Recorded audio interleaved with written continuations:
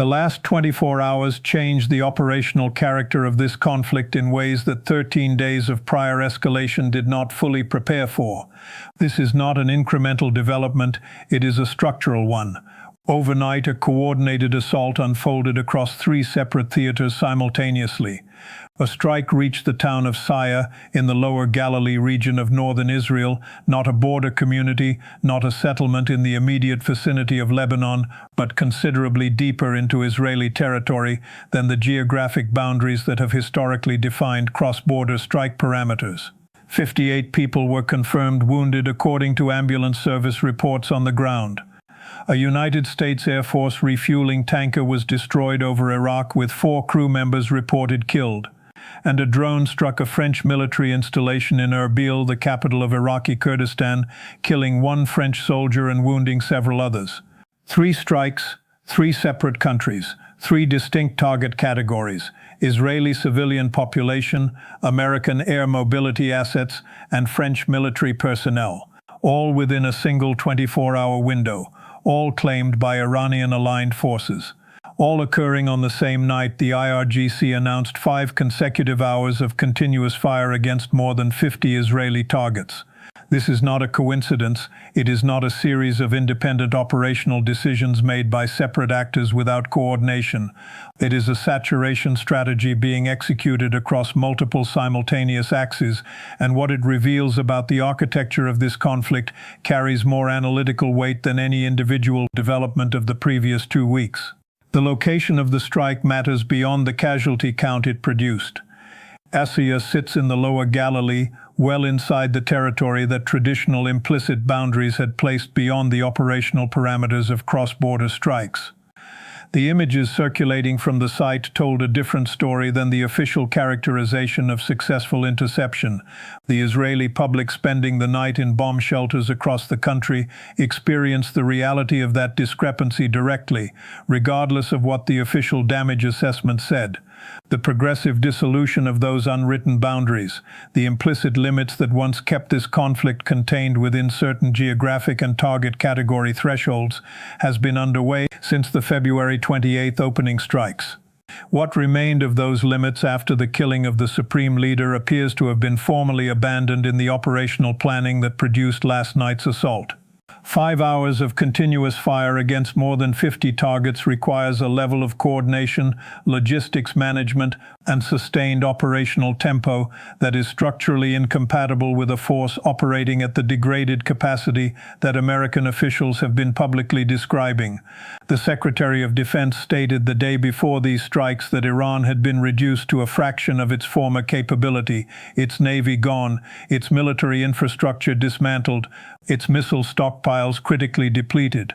Within hours of that characterization being published, 50 targets were struck across Israel in a single operational window. Either the official capability assessment was inaccurate, or the capability being demonstrated in the field belongs to a force that was not included in that assessment. There is no third option that the evidence supports. The destruction of the American refueling tanker over Iraq requires the same analytical attention this channel applied when the first such aircraft was lost, because the official explanation and the operational reality are once again describing the same event in incompatible terms. Furious Central Command characterized the loss as a crash. That framing is doing specific institutional work. An aircraft that crashed may have experienced a mechanical failure, a navigation error, or a weather event. An aircraft that was shot down was engaged by a hostile force and destroyed. The distinction between those 2 descriptions carries substantial implications for the official narrative of Iranian military capability and for the domestic political consequences of publicly acknowledging that American aircraft are being successfully engaged and destroyed. The Islamic Resistance in Iraq, a coalition of Iranian-aligned armed factions operating in the country, claimed the attack before Central Command issued its characterization. Armed factions do not claim attacks they did not conduct. Their credibility with their own base, their political standing within the broader proxy network, and their operational reputation all depend on the accuracy of what they claim. Falsely claiming the destruction of a major American military platform would be institutionally self-destructive for an organization whose power derives from its demonstrated capacity to conduct effective operations. They claimed it because they conducted it. The pattern of official explanations for American aircraft losses in this conflict has now produced a sequence that strains analytical credibility beyond the point where continued acceptance is defensible. Multiple combat aircraft lost to friendly fire. A refueling tanker previously characterized as a crash, now a second refueling tanker characterized the same way. The statistical probability of multiple major American military platforms being lost to non-hostile causes within the same short conflict in the same operational theater, while Iranian-aligned forces are conducting sustained operations specifically targeting American air assets and publicly claiming each loss approaches zero. The cumulative pattern of those explanations is itself an analytical data point about the institutional decision to manage domestic perception of this conflict's costs at the expense of accurate public accounting. The strike against the French military installation in Erbil introduces a dimension that this channel has been tracking as a potential escalatory threshold since France deployed its carrier group to the theater weeks ago. A French soldier is dead. Several others are wounded. President Macron described the attack as unacceptable, the diplomatic vocabulary governments use when signaling that a response is being considered without committing to its form or timeline. France is a NATO member. The collective defense provisions of the North Atlantic Treaty, the framework under which an attack on one member constitutes an attack on all, are now technically implicated by the killing of a French soldier on Iraqi territory by Iranian-aligned forces. The militia that claimed the attack had previously issued explicit threats against French interests in the region, identifying French forces as legitimate targets because of their operational relationship with the American coalition conducting strikes against Iran. This marks the first confirmed killing of a NATO member nation soldier by Iranian-aligned forces in this conflict. Whether France responds militarily, whether the collective defense mechanism is formally invoked, whether the killing produces the escalatory consequence of drawing a major European military power more directly into an active theater, those questions are now on the table in a way they were not 24 hours ago. What last night demonstrated is something that the official characterization of this conflict has consistently failed to account for. The proxy network Iran has been building and maintaining for decades, the investment in Hezbollah's military capacity, in Iraqi Shia militia organization and armament, or in Houthi operational capability, was not primarily a deterrence architecture. It was an offensive architecture designed to be activated in precisely this scenario. When Iran faces an existential military threat that its own forces cannot address on a single front, the proxy network becomes the force multiplier that converts a bilateral conflict into a multi-front war that the opposing coalition cannot manage with the same operational efficiency. Hezbollah in Lebanon is striking deeper into Israeli territory than previous conflict cycles have documented. Iraqi militia factions are engaging American air assets and have now killed a soldier from a third-party NATO member nation. Houthi forces in Yemen are maintaining pressure on maritime routes in the Red Sea and the Gulf of Aden. Iranian ballistic missile units are conducting direct strikes against Israeli military infrastructure. IRGC drone units are maintaining operational pressure across the Gulf theater.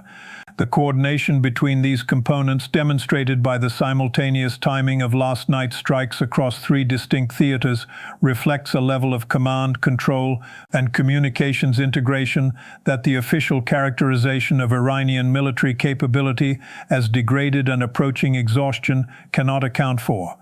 This is the concept of saturation strategy applied at theater scale. When you force a defender to simultaneously allocate interceptors, air cover, intelligence attention, and command bandwidth across 7 fronts in multiple countries, you create vulnerabilities on every front that could not exist if the pressure were applied sequentially. The Arrow system, David's Sling, and Iron Dome cannot be in the same place at the same time. The intelligence community cannot maintain the same quality of real-time situational awareness across Iraq, Lebanon, Yemen, the Gulf of War, and central Israel simultaneously that it can maintain against a single concentrated threat. The logistics required to coordinate defensive responses across that geographic span creates its own vulnerabilities that the offensive coordination is specifically designed to exploit. The official characterization of this conflict's trajectory has now accumulated a credibility gap that the operational record makes impossible to continue ignoring. The day before last night's strikes, the Secretary of Defense stated publicly that Iran had been reduced to a shadow of its former military capability. That assessment was published across American media as the authoritative picture of Iranian capacity on day 14 of this conflict. Within hours of its publication, the 41st wave struck more than 50 targets in Israel across 5 consecutive hours. A refueling tanker was destroyed in Iraq. A French soldier was killed in Erbil. 58 people were wounded in a strike reaching into the lower Galilee. That sequence, the official capability assessment, followed immediately by the operational demonstration that directly contradicts it, is not an isolated communications failure. It is a pattern that has repeated throughout this conflict. Iranian capacity has been described as degraded, exhausted, and approaching military irrelevance at multiple points across 16 days, while the operational record simultaneously documents 54 waves of offensive operations, precision strikes against American naval assets, the destruction of Ben Gurion International Airport, the forced repositioning of American forces from Gulf forward positions, and now a coordinated multi-front assault that killed personnel from 3 separate countries in a single night. The gap between official capability assessments and operational outcomes is not a communications problem. It is a strategic problem. Because the decisions being made about escalation, negotiation, force deployment, and political commitment are being made by people who are either working from an inaccurate strategic picture or communicating assessments they do not themselves believe for domestic political reasons. Neither possibility supports confidence in the decision-making process that is determining the trajectory of a conflict with consequences that extend to energy markets, food supply chains, and the economic lives of hundreds of millions of people who had no voice in the decision that started it. The conflict that began on February 28 and was described as a brief targeted operation against Iranian nuclear infrastructure has now killed military personnel from the United States, Israel, France, and Iran. It has displaced more than 3 million Iranians and 800,000 Lebanese. It has destroyed Israel's only international airport. It has closed the Strait of Hormuz to Western commercial shipping for more than 2 weeks. It has cut Kuwait's oil production by more than half. It has paralyzed Qatar's liquefied natural gas exports and eliminated the majority of Europe's traditional gas supply. It has forced American military repositioning across Bahrain, Iraq, Jordan, Syria, and the UAE. It has killed a French soldier on Iraqi territory, implicating NATO's collective defense framework for the first time.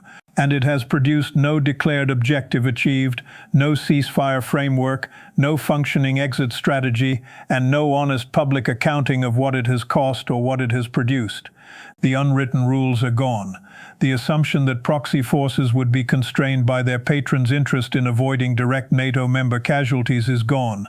The characterization of Iranian military capability as approaching exhaustion is contradicted by every operational development of the past 24 hours, and the saturation strategy being executed across 7 simultaneous fronts is placing demands on the American-Israeli defensive architecture that the available force structure was not designed to meet simultaneously. The plan that was supposed to conclude this conflict in 48 hours is on day 16. The force multiplier that the Iranian proxy network represents has now been demonstrated at full operational scale, and the question of what happens next, whether France invokes NATO mechanisms, whether back-channel negotiations can produce movement before the next wave arrives, whether the 42nd wave's targets reveal a shift in IRGC operational priorities, is a question that the events of the last 24 hours have made considerably harder to answer optimistically than it was before Sia, Erbil, and Iraq happened in the same night. Evidence first, analysis second. You decide what it means.